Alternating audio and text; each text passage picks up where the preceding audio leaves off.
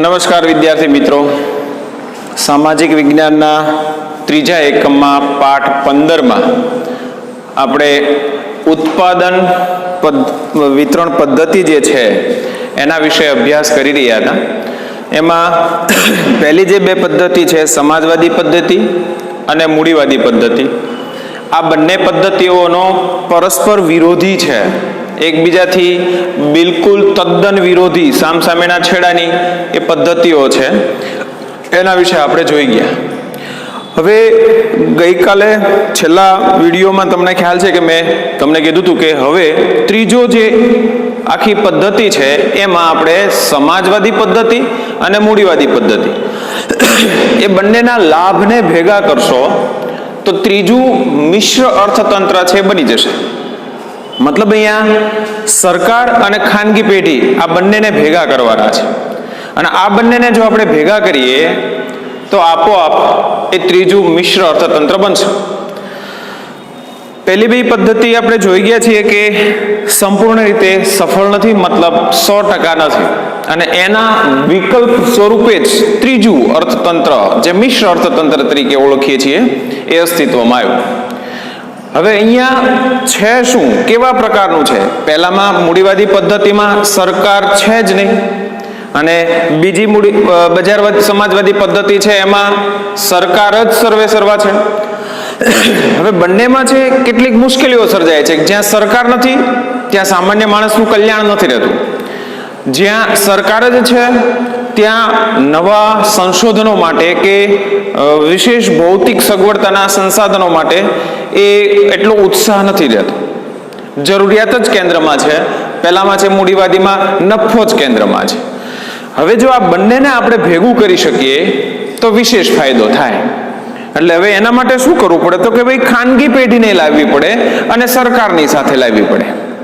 આ બંને જો એકબીજા સાથે જોડાઈ જાય, પરસ્પર સહકારથી કામ કરે તો બંનેમાં છે એ બંનેની જરૂરિયાતો સંતોષી શકાય. એટલે આ જે મિશ્ર અર્થતંત્ર છે એ મિશ્ર અર્થતંત્રમાં સહ અસ્તિત્વ, એકબીજાને સાથે જોડવાની પ્રક્રિયા છે. યાદ રાખો કે અહીંયા એકબીજાના સહાયક બનવાનું છે, હરીફ નહીં. એ બંને સરકાર અને ખાનગી એકમ, હા ખાનગી એકમની વચ્ચે જે હરીફાઈ હોય છે એવું સરકાર સાથે અહીંયા નથી કરવાનું, બંનેને વિભાજિત કરી દેવાના છે. ગઈકાલે છેલ્લે વિડીયોમાં મેં થોડીક તમને છે વિગત આપી હતી કે જે આ બાબતો છે એમાં ખાસ કરીને સરકારે માળખાગત સુવિધાઓ જે છે એ માળખાગત સુવિધાઓ ઊભી કરવાની છે. માળખાગત સુવિધામાં શું આવે એ ફરી પાછું યાદ રાખી લેજો.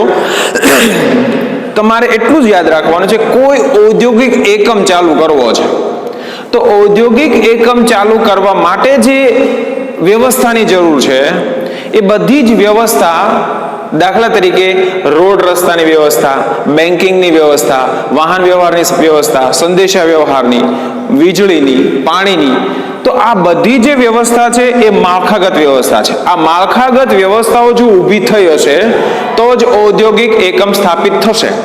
એટલે એનો સરળ રસ્તો એ છે કે સરકાર છે આ બધું જ માળખું એ ઊભું કરે, એ વ્યવસ્થા કરી આપે, અને કોઈ કંપની છે એ કંપની જે આ વ્યવસ્થા પ્રાપ્ત છે ત્યાં પોતાનું ઉત્પાદિત એકમ સ્થાપિત કરે. હવે એનો અર્થ એ થયો કે સરકારે છે સુવિધાઓ વધારવાની છે અને પ્રાઇવેટ પેઢીઓ જે છે એને ઉત્પાદન એ શરૂ કરવાનું છે અને વિકાસની ગતિને તેજ કરવાની છે. કોઈ પ્રાઇવેટ એકમ છે રોડ રસ્તા વાહન વ્યવહારની એવી વ્યવસ્થા નહીં કરી શકે, પાણીની, વીજળીની, એ એક પ્રાઇવેટ એકમ છે, એની મર્યાદા છે. તો સરકાર જેટલા વિસ્તારમાં આ બધું છે માળખાગત સુવિધાઓ વિસ્તારી શકે એટલા વિસ્તારમાં પ્રાઇવેટ કંપનીઓ ત્યાં ઉત્પાદન શરૂ કરશે. ઉદાહરણ તરીકે આપણે ગુજરાતમાં સાણંદમાં તમને ખ્યાલ છે કે નેનો પ્રોજેક્ટ આવ્યો. હવે નેનો પ્રોજેક્ટ આવ્યો એનો મતલબ ગુજરાત સરકારે ત્યાં છે એ જમીનથી લઈને, વીજળીથી લઈને, પાણીથી લઈને બધી જ વ્યવસ્થાઓ પૂરી પાડી. આ માળખાગત સુવિધાઓ છે, અને એના કારણે ટાટા કંપની ત્યાં આવીને નેનો કારનું ઉત્પાદન કરે. તો આ બંને સહયોગ આપ્યો છે, પૂરક બન્યા છે. તો એ પ્રકારે છે એકબીજાને મદદરૂપ થઈ અને ઉત્પાદન શરૂ કરવાનું છે. આ પ્રક્રિયા જ્યાં થાય છે એ મિશ્ર અર્થતંત્ર છે. હવે જો આ બંને પાછા હરીફ થાય તો મુશ્કેલી ઊભી થઈ શકે, પણ ત્યાં સરકારની એક જવાબદારી છે તો બીજી ઉત્પાદનની કે વિકાસની કે નિકાસની જવાબદારી પ્રાઇવેટ પેઢીની છે. આ બંને ભેગા થવાનું છે. એટલું જ નહીં, પણ ઔદ્યોગિક ક્ષેત્રે જે કેટલાક ઉત્પાદિત એકમો છે, મતલબ કેટલાક પ્રકારના જે ઉત્પાદનો છે, એ ઉત્પાદનો જે છે એ ઉત્પાદનોની વાત કરીએ તો ખાસ કરીને નાના પાયાના ઉદ્યોગો કહી શકાય. ખેતીથી શરૂઆત કરી શકાય, ખેતીથી લઘુ ઉદ્યોગ, ગૃહ ઉદ્યોગથી લઈને એવા કેટલાક નાનકડા જે ઉત્પાદનો છે, ટૂંકમાં ઓછા ખર્ચામાં એ ઉત્પાદન પ્રક્રિયા થઈ શકે એવા નાના વપરાશી માલના ઉદ્યોગોની માલિકી એ પ્રાઇવેટ પેઢીને સોંપવામાં આવે. મલ્ટીનેશનલ જે કંપનીઓ છે, આંતરરાષ્ટ્રીય માર્કેટ ધરાવતી હોય એવી કંપનીથી લઈને એક સામાન્ય ગૃહ ઉદ્યોગ એ ચાલતો હોય, એ બધા જ આખરે આમાં આવશે, નાના ઉદ્યોગોમાં. એ બધાની જવાબદારી જે તે પેઢી કે જે તે વ્યક્તિને સોંપવામાં આવે છે. અને જે વધારે મૂડીરોકાણ ધરાવે છે, વધારે ખર્ચાળ પણ હોઈ શકે, રાષ્ટ્ર માટે છે એ જવાબદાર પણ હોઈ શકે, એવા પ્રકારના જે ઉદ્યોગો છે, એમાં ખાસ કરીને ભારે ઉદ્યોગથી લઈને સંરક્ષણ સામગ્રીની જે કેટલીક બાબતો છે, એના કારખાના, રેલવે, વીજળી, રસ્તાઓ, સિંચાઈ, આ બધા જે છે પાયાના અને ચાવીરૂપ ઉદ્યોગો છે એ સરકાર પોતાના હસ્તક રાખશે. હવે આપણને ખબર છે કે ઉદારીકરણ થવાના કારણે છે મોટા ભાગની 1991 પહેલાની સ્થિતિ એવી હતી કે મોટા ભાગના ઉદ્યોગો એ સરકાર હસ્તક હતા. પણ ઉદારીકરણ, ખાનગીકરણ, વૈશ્વિકરણ, આના પછીનો જે પાઠ આપણે ભણવાના છે એમાં ભણવાના છીએ, ત્યારે 1991 પછીની જે સ્થિતિ છે એમાં ખાસ કરીને પ્રાઇવેટ પેઢીઓ કે કંપનીઓ જે છે એને આમાં હિસ્સેદારી છે જોડી દીધા છે. એટલે હવે માત્ર રેલવે, સંરક્ષણ જેવા માત્ર 2-3 એ પેલા ક્ષેત્રો જ સરકારે પોતાના હસ્તક રાખ્યા છે, બાકીના બધામાં એ પ્રાઇવેટ પેઢીને એ સ્વીકારી લીધી છે. પણ જ્યાં પ્રાઇવેટ પેઢી નથી આવવા તૈયાર, અથવા તો સામાન્ય માણસની જે જરૂરિયાતો છે એ જરૂરિયાતોને સંતોષી શકે, એના ભાવ છે એ ઊંચા ન જતા રહે, બધાની જરૂરિયાતો સંતોષાય, એટલે કેટલાક એવા જે ક્ષેત્રો છે, ટૂંકમાં એવું પણ કહી શકાય કે ઓછા નફાનું પ્રમાણ ધરાવતા ઉદ્યોગો પણ છે એ સરકારે પોતે જવાબદારી લે છે. જ્યારે બાકીના જે ઉદ્યોગો છે એ સરકાર પ્રાઇવેટ પેઢીઓને કે કંપનીઓને એ ઉત્પાદન કરવા માટે છે આપી દેશે. હવે ભારતમાં તો મોટા ભાગના જે ઔદ્યોગિક ક્ષેત્રો છે એ ઔદ્યોગિક ક્ષેત્રો છે એને સ્વીકારી લીધા છે. એટલે બંને સાથે એકબીજાના સહયોગથી આ કામ છે એ કરતા હોય છે. આ પદ્ધતિમાં બીજી એક બાબત એ છે કે સંપૂર્ણ સ્વતંત્ર નથી. સરકાર કેટલાક અંકુશો કે નિયંત્રણ મૂકે છે. અનુચિત, મતલબ જે યોગ્ય ન કહેવાય એવા પ્રકારના જે ઉત્પાદન થતા હોય તો એનું ઉત્પાદન, મતલબ કેટલીક જગ્યાએ જરૂરિયાતને ધ્યાનમાં ન લેવામાં આવે, અથવા તો પ્રતિબંધિત કેટલીક ચીજ વસ્તુઓ છે જરૂર લાગે તો સરકાર ત્યાં એના ઉપર નિયંત્રણ મૂકે છે. આગળ આપણે એક વખત ઉદાહરણ જોઈ ગયા છે કે ભાઈ ગુજરાતમાં દારૂબંધી છે જે આરોગ્ય માટે હાનિકારક છે, એટલે સરકારે એના ઉપર પ્રતિબંધ મૂકેલો છે, આ ઉત્પાદન કોઈ કંપની નહીં કરી શકે. બીજા એવા કેટલાક જે ઉત્પાદનો છે મોજશોખના છે, ભૌતિક સુખ સગવડના છે, આ મોજશોખના કે ભૌતિક સુખ સગવડના જે સાધનો છે એ સાધનોમાં ઉત્પાદનની ના નથી પડતી સરકાર, પણ એ ઉત્પાદન નિયંત્રિત રહે એટલા માટે થઈને એના ઉપર ઊંચા કરવેરા કે ટેક્સ નાખવામાં આવે છે, જેથી કરીને વસ્તુ મોંઘી બનશે તો લોકો છે એ ઓછું ખરીદશે. ઓછું ખરીદવા કરતા એમાં છે ટેક્સનો છે પ્રમાણ વધારે હોવાના કારણે સરકારની આવક વધશે. અને આ બધું થવાના કારણે કેટલીક કંપનીઓ છે એ ઉત્પાદનના બદલે બીજા જીવન જરૂરિયાતના ઉત્પાદનો તરફ રહેશે. નહીતર તો એવું બને કે આ બધામાં વધારે નફો હોવાના કારણે બધી જ કંપનીઓ ત્યાં જતી રહે. તો એને નિયંત્રિત કરવાનું કામ, અંકુશિત કરવાનું કામ, ઉત્પાદનની માત્રાને ધ્યાનમાં રાખવાનું કામ એ અહીંયા આ પ્રકારે છે થતું હોય છે અને એ નિયંત્રિત રાખે છે. બીજું એની સાથે એ જે પગલું ભરવામાં આવે છે, પહેલા ઉત્પાદનને નિયંત્રિત રાખે છે અને બીજું પગલું એ છે કે જે પછાત વિસ્તારો છે, આ પછાત વિસ્તારોમાં ઉદ્યોગો સ્થાપવા માટે થઈને સરકાર દ્વારા સબસિડી આપવામાં આવે છે, રાહત દરે બીજી કેટલીક વ્યવસ્થાઓ કરી આપવામાં આવે છે.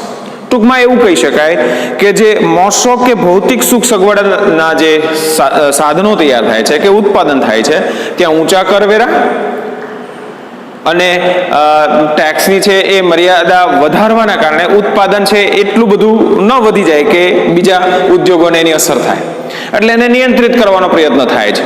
તો બીજી તરફ જે પછાત વિસ્તાર છે, જ્યાં ખરેખર આવા ઉદ્યોગોની જરૂર છે, લોકોને રોજગારીથી લઈને ઉત્પાદન ત્યાં થતું હશે તો એને સરળતાથી પ્રાપ્ત થશે, એટલે એવા વિસ્તારમાં જો ઉદ્યોગો સ્થાપિત થાય તો સરકાર દ્વારા એને પ્રોત્સાહન રૂપે એને બીજી બધી તો સગવડતાઓ આપવામાં આવે છે, પણ કરવેરામાં રાહત આપવામાં આવે છે. એટલું જ નહીં, જો ત્યાં ઉત્પાદિત એકમ તમે સ્થાપો છો તો તમારો ટોટલ જે ખર્ચ છે એમાં પણ અમુક ટકા સબસિડી કે અન્ય સ્વરૂપે પણ સબસિડીનો મતલબ જે મૂળ રકમ છે, ટૂંકમાં તમારે જે ભરવાની રકમ છે અથવા તો ખર્ચ કરવાની રકમ છે એમાં અમુક ટકા, માનો કે 100 રૂપિયા છે તો એમાં 20% સબસિડી હોય તો તમારે હવે 80 રૂપિયા ભરવાના, 20 રૂપિયા તમારા માફ થઈ જાય છે. આ 20 રૂપિયા માફ થયાને શું કહે છે? સબસિડી.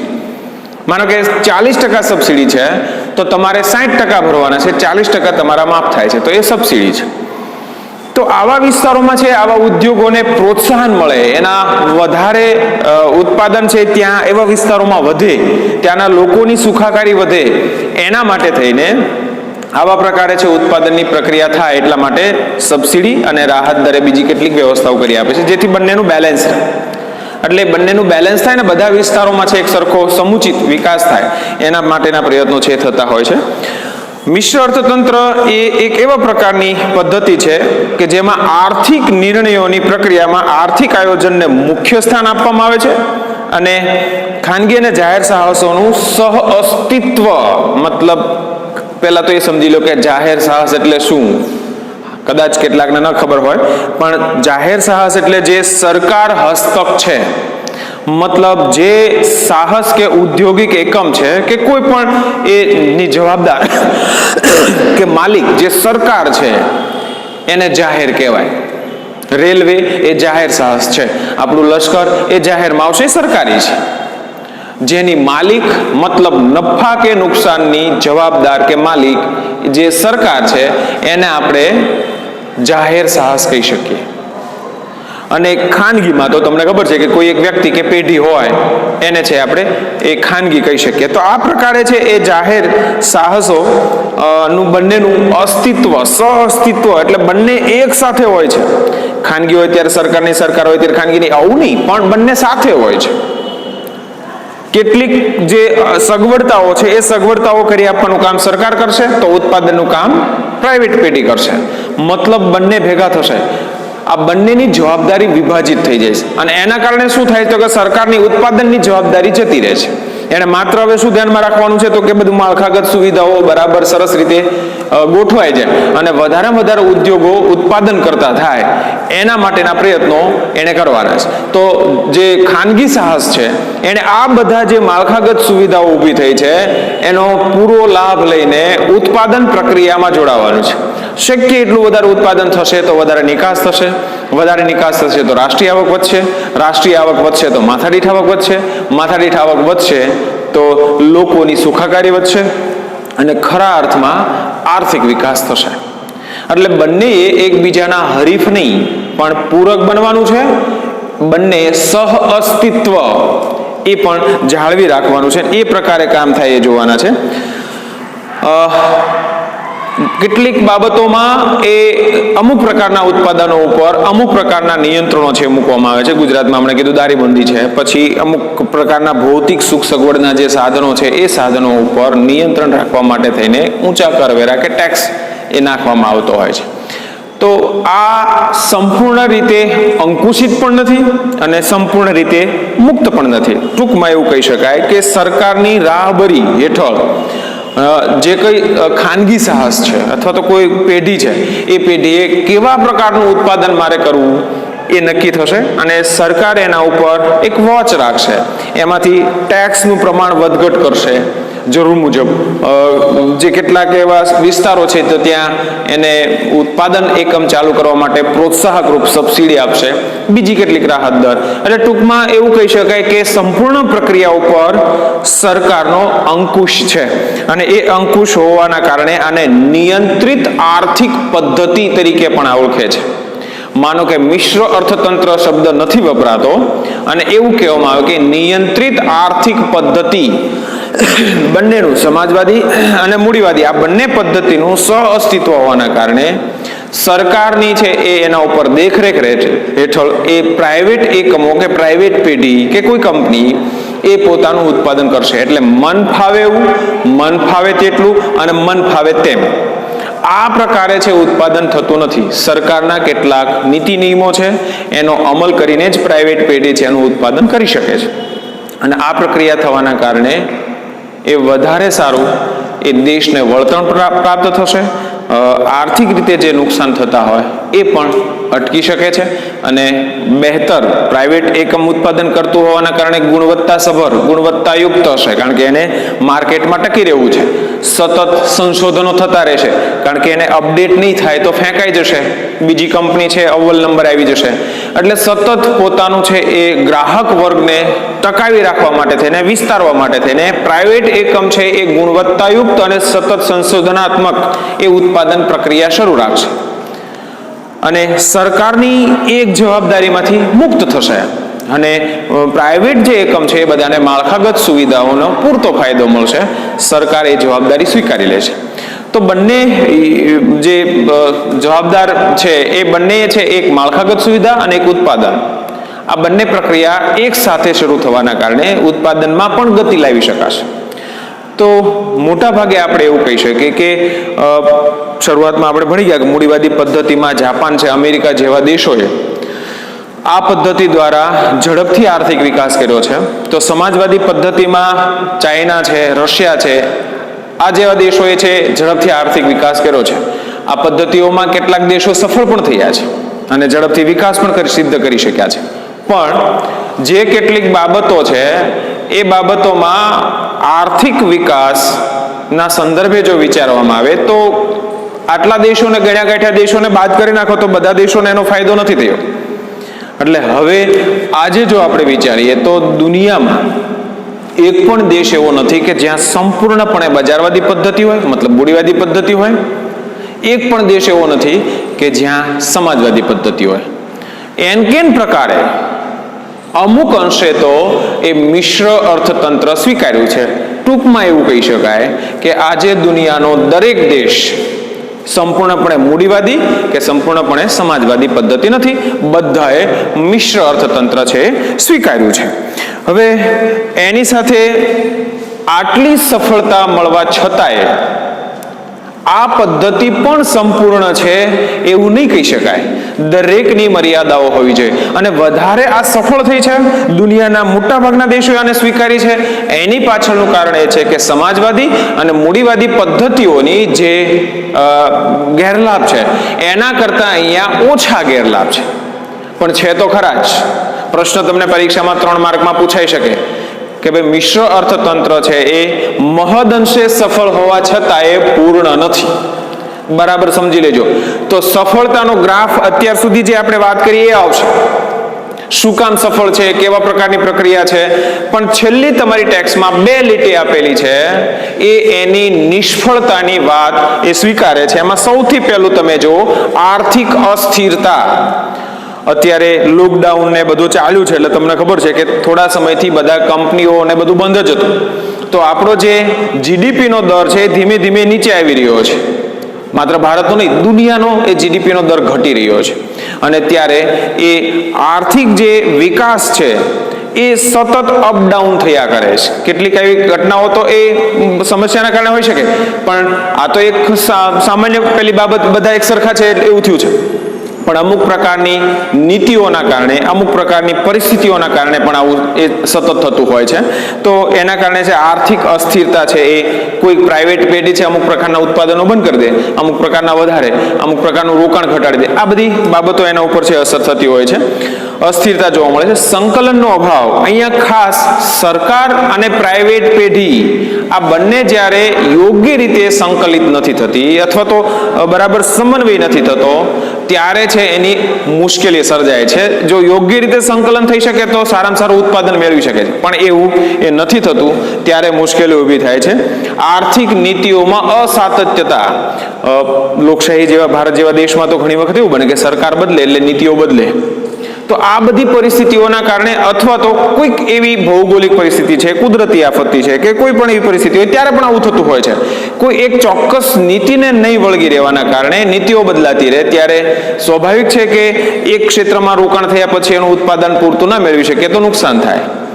તો આર્થિક જે નીતિઓ છે એની સાતત્યતામાં પણ એ ઘણો બધો એ અસરકારક નીવડતી હોય છે. અને સતત આર્થિક વિકાસનો દર, યાદ રાખો કે દુનિયામાં ભારત દેશનું અર્થતંત્ર એ ઝડપથી વિકસતું અર્થતંત્ર છે, એની તેજ ગતિ છે. તેમ છતાંય અત્યારે જે એના જીડીપીની દરની કે વિકાસ દરની રફતાર જોઈએ તો અપડાઉન થયા કરે છે. છેલ્લા કેટલાક સમયથી તો એ ડાઉન રહે છે પહેલાની સરખામણીમાં જોઈએ તો. હા, એ એવું જ રહેશે એ પણ જરૂરી નથી, ભવિષ્યમાં છે વધારે વિસ્તરી શકે છે, વિકસી શકે છે, પણ હાલ પૂરતી તો આ પરિસ્થિતિ છે. તો એનો મતલબ એ થયો કે આર્થિક જે અસ્થિરતા છે એ બધાના કારણે છે વિકાસનો દર નીચો રહે છે. આ કેટલીક એવી બે ચાર, પહેલા બધા કરતા તો ઘણી બધી ઓછી મર્યાદાઓ છે અને એના કારણે જ વિશ્વ કક્ષાએ સમાજવાદી કે મૂડીવાદી પદ્ધતિઓ કરતા આ મિશ્ર અર્થતંત્રને વધારે સ્વીકારવામાં આવી છે. ટૂંકમાં એવું કહી શકાય કે દુનિયાનો આજે એક પણ દેશ એવો નથી કે જ્યાં મિશ્ર અર્થતંત્ર વત્તા ઓછા અંશે સ્વીકારાયું ન હોય. એટલે સમાજવાદી અને મૂડીવાદી પદ્ધતિ કરતા ભારત અને ફ્રાન્સ જેવા દેશો તો સંપૂર્ણ રીતે એમાં જ જોડાયેલા છે, દુનિયાના ઘણા બધા દેશો, પણ વત્તા ઓછા અંશે આ બંને પદ્ધતિ કરતા વધારે સફળ હોવાના કારણે દુનિયાના મોટાભાગના દેશોએ અપનાવી છે. પણ તેમ છતાંય પૂર્ણ નથી, મહદઅંશે સફળ છે. પણ કેટલીક બાબતો છેલ્લી બે લીટી એ તમારે જો આવો પ્રશ્ન પૂછાય કે ભાઈ મહદઅંશે સફળ હોવા છતાંય પૂર્ણ નથી, તો આ છેલ્લી બે લીટીના જે બે ત્રણ મુદ્દાઓ આપણે છેલ્લે ચર્ચા કરી એનો ઉપર તમારે વિશેષ ભાર આપવાનો થાય તો જ એ પૂર્ણ નથી એ સાબિત થાય. 3 માર્કમાં આ ટૂંકનો છે પૂછી શકે છે. હવે અહીંયા છે મેં તમને કેટલા માર્કમાં કયો મુદ્દો પૂછાઈ શકે એની ચર્ચા કરી ગયો છું. આ પાઠમાં જે સ્વાધ્યાય છે એ સ્વાધ્યાય પણ તમારે જોઈ લેવાનો છે અને સાથે હવેથી તમને છે એ નોટ્સ રૂપે એ સ્વાધ્યાય તમારી પાકી બુકમાં જે લખવાનો છે એ પણ તમને આપવામાં આવશે. એટલે આ પાઠ વાંચી લેવાનો છે, સમજી લેવાનો છે અને તમારી એની અંદરના જે પ્રશ્નો છે એ તમારી પાકી બુકમાં છે નોંધી લેવાના છે. તમને ન સમજાયેલી કોઈ બાબતો હોય તો એને એક્સ્ટ્રા છે નોંધ કરી લેજો. જ્યારે મળવાનું થશે ત્યારે અથવા તો અહીંયા આવો ત્યારે તમે સોલ્વ કરી શકો. Thank you.